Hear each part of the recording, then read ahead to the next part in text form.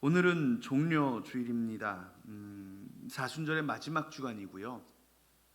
오늘 예수님이 예루살렘에 입성하시고 금요일에 십자가에 못 박혀 죽으십니다. 그리고 다음 주일 부활주일에 3일 만에 부활하시게 되는 날입니다. 그래서 우리에게 이 종려주일은 굉장히 중요한 의미를 줍니다. 특별히 이 종려주일에 예수님이 나귀를 타신 것, 이것을 우리가 특별히 주목해서 봅니다. 예수님은 겸손하셔서 나귀를 탔다고 했습니다. 군마를 타고 창을 휘날리며 승리의 왕으로 입성하신 것이 아니라 겸손히 나귀를 타고 창칼 대신 종려나무가지를 흔들며 예루살렘에 입성하셨습니다. 이러한 예수님의 마음을 우리는 겸손이라고 말하지요. 그런데 이 마음을 갖기가 참 쉽지 않습니다. 아니, 마음이라는 것 자체가 참 어렵습니다. 우리 마음, 우리 뜻대로 되는 것 있나요? 우리 마음은 우리가요, 정말 뜻대로 안 되는 것 중에 하나입니다. 요새 젊은이들이 결혼을 안 한다고 그러는데, 이 젊은이들이 결혼하려고 그러면요, 참 어려운 과정들이 많습니다. 일단 남녀가 서로 눈이 맞아야 돼요. 그죠? 눈이 맞아야 돼요. 그 다음에 뭘 해야 되냐면, 남자가 거짓말을 잘 해야 돼요. 손에 물 한 방울 안 묻히게 해주겠다. 평생 호강시켜 주겠다. 남자가 거짓말을 잘 해야 됩니다.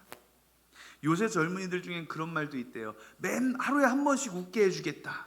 제가 이 말은 거짓말이 아닌 것 같아요.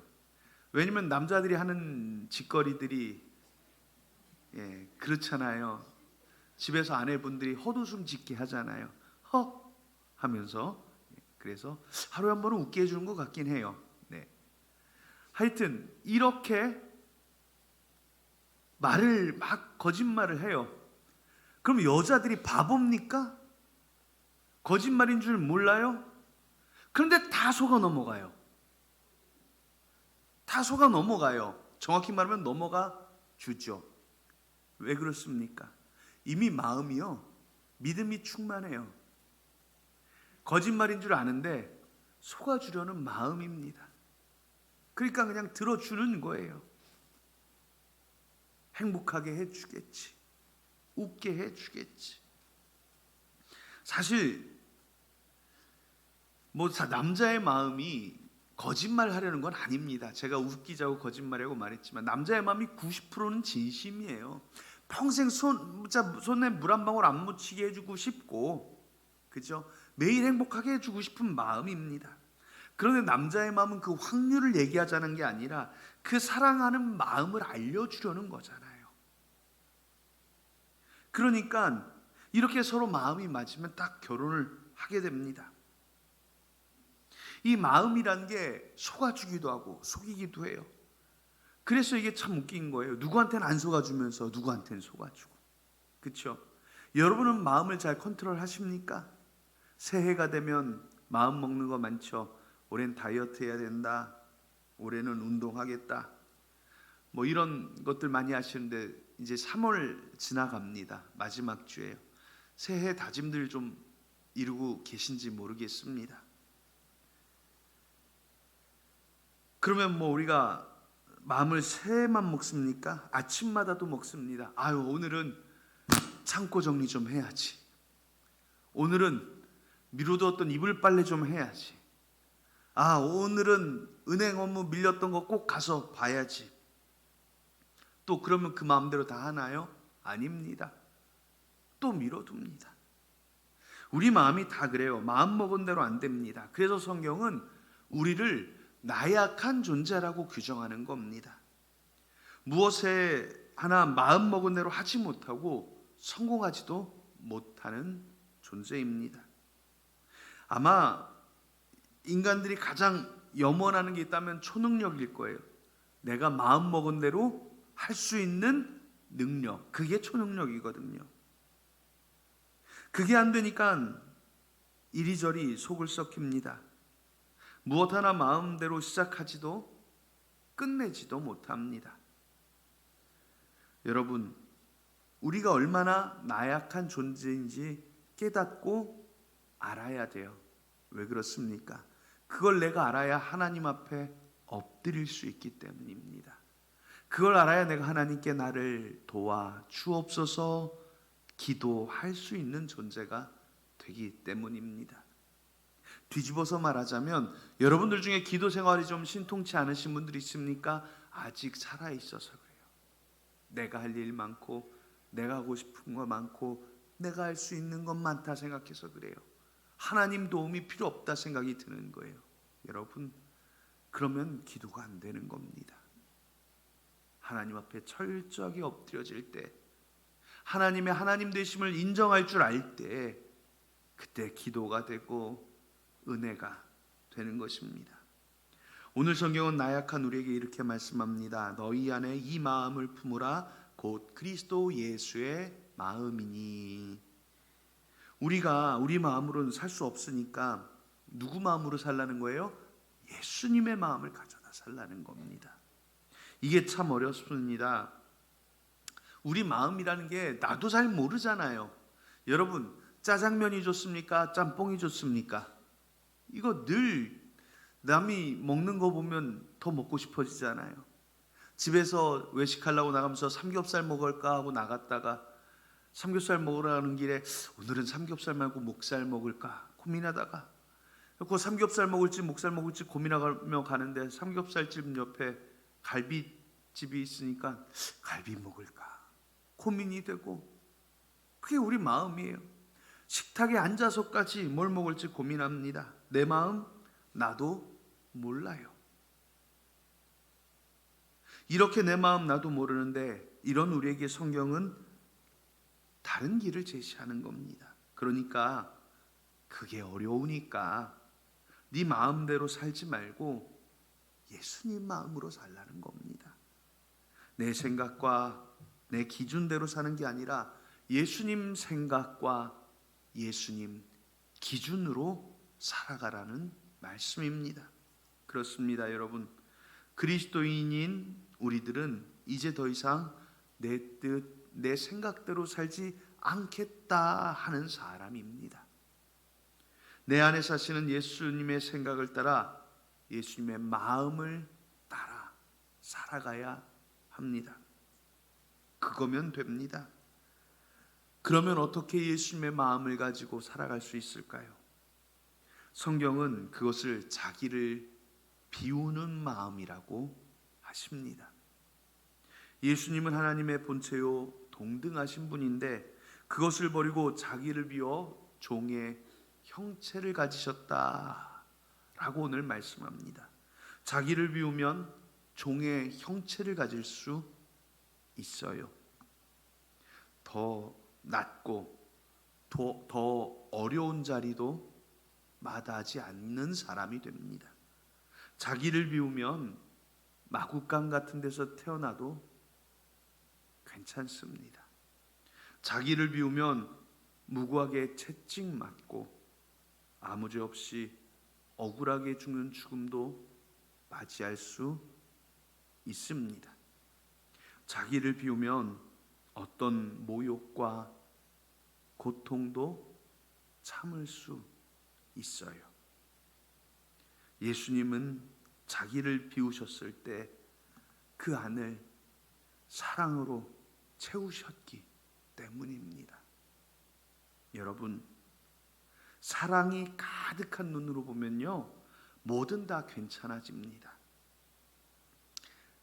얼마 전에 식당에 갔는데 어머니하고 할아버지하고 손주하고 이렇게 와서 밥을 먹는데 손주가 또 예의 없이 늙어 뛰어다녀요. 밥 안 먹고. 그러니까 엄마는 잘 키우려고 나무라고 있습니다. 너 그러면 안 돼. 그런데요, 할아버지는요 그냥 옆에서 괜찮다고 하십니다. 괜찮아. 왜요? 할아버지 눈에는 사랑이 가득하니까 그게 다 괜찮아요. 그런데 그 아이를 사랑하지 않는 제가 옆에서 볼 땐 아이고, 아이 교육 좀 시키지, 그런 마음이 드는 겁니다. 사랑하는 마음에 그러는 건 아무것도 아니더라고요. 만약에 아까 결혼 얘기를 했는데 남녀가 데이트 중에 여자가 막 음식 질질 떨어뜨리고 먹고 그러면 얼마나 안 보기 싫겠어요. 그런데 남자 눈에 콩깍지가 껴있어서 사랑하는 마음이면 그것도 이뻐 보인답니다. 친구끼리 약속 시간에 늦습니다. 친구가 길을 몰라서 멀리 돌아와요.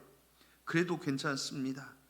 오히려 서두르다 사고 나니 천천히 오라고 합니다. 사랑하면 괜찮아져요. 예수님은 그렇게 우리를 사랑하셔서 괜찮았습니다. 채찍질도 괜찮았고요. 모욕도 괜찮았고요. 무거운 십자가도 괜찮았고요. 그 십자가에 못 박히는 것도 다 괜찮았습니다. 그리고 성경은 이제 우리에게 그 마음으로 살라고 말씀하십니다. 여러분, 괜찮다고 해주세요. 사랑한다고 해주세요. 예수님이 우리를 사랑하셨듯이 우리도 사랑하며 살아야 합니다.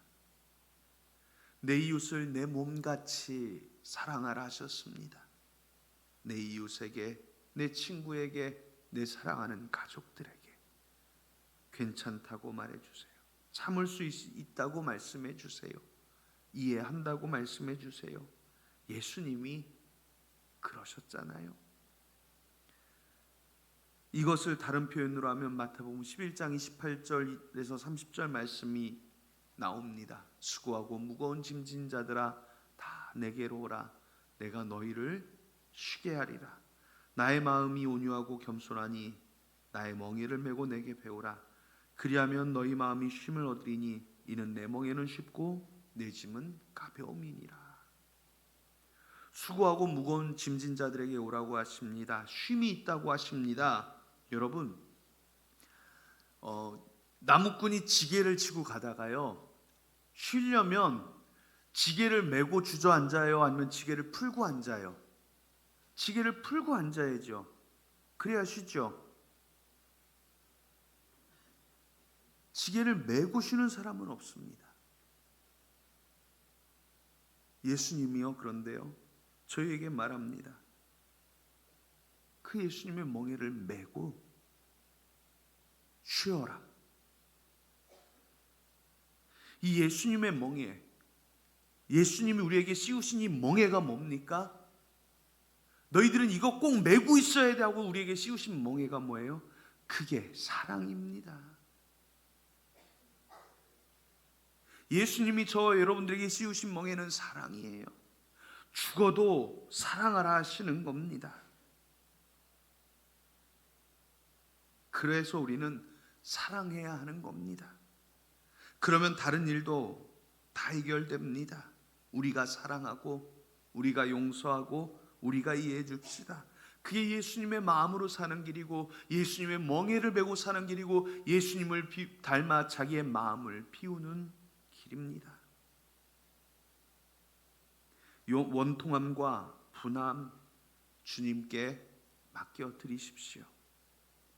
사실 이게 문제입니다. 나만 손해보는 것 같고, 남들이 나만 욕하는 것 같고, 그래서 그게 억울하고 싫어요. 그래서 예수님께 배우라고 성경은 말씀합니다. 예수님의 생애와 죽음을 기억해 보세요. 그분은 평생을 오해받으며 살았습니다. 바리새인들이 협잡꾼이라고 모욕하고, 사두개인들에게는 사기꾼이라고 불리고, 서기관들은 예수님을 죄인들의 친구라고 불렀습니다. 아무도 예수님을 하나님의 아들이라 인정하지 않았습니다. 어떻게 하면 잡아 죽일까만 고민했습니다. 아무도 심지어는 고향에서도 환영받지 못했습니다.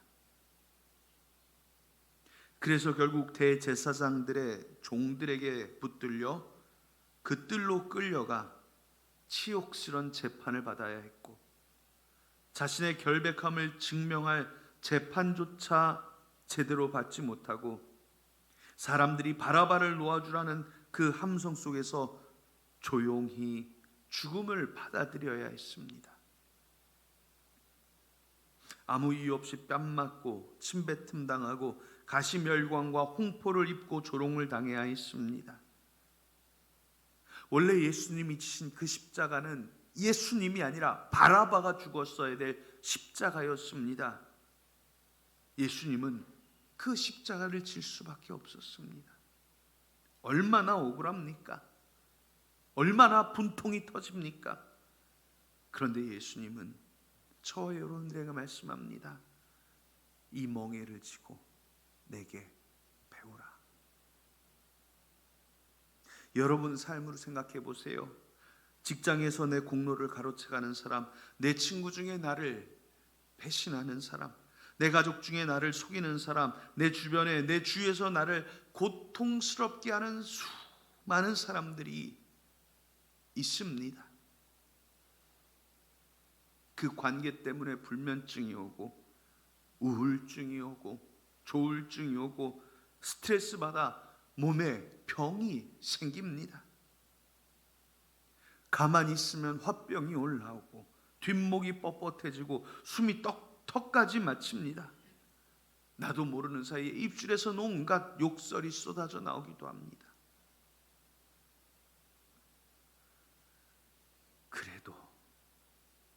그래도 사랑하라고 하십니다.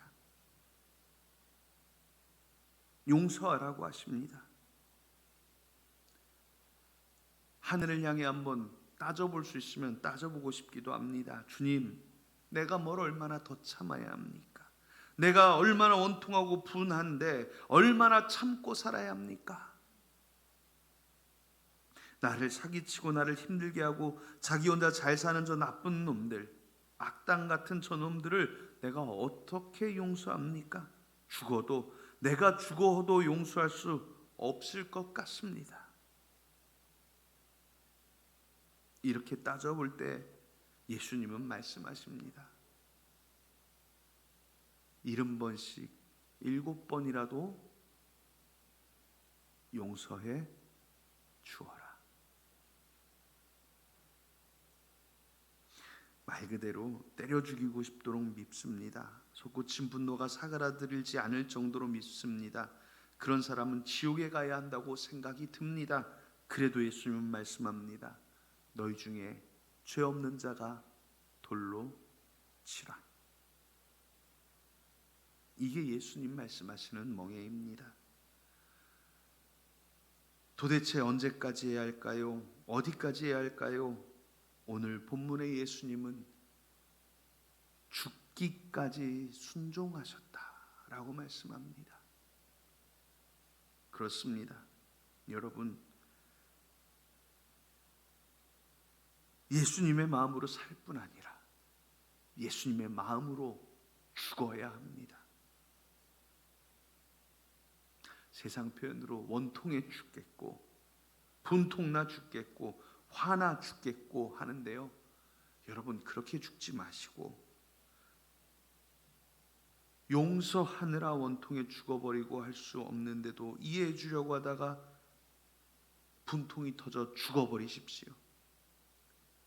죽어도 용서 못하겠는데 하나님, 죽어도 용서하겠습니다. 용서하느라고 열받아 죽겠습니다. 그래도 용서하겠습니다. 하나님, 미워 죽겠는데 도저히 용서가 이해가 안 되는데, 죽어도 이해 안 되는데 이해해 보겠습니다. 이해하다 죽겠습니다.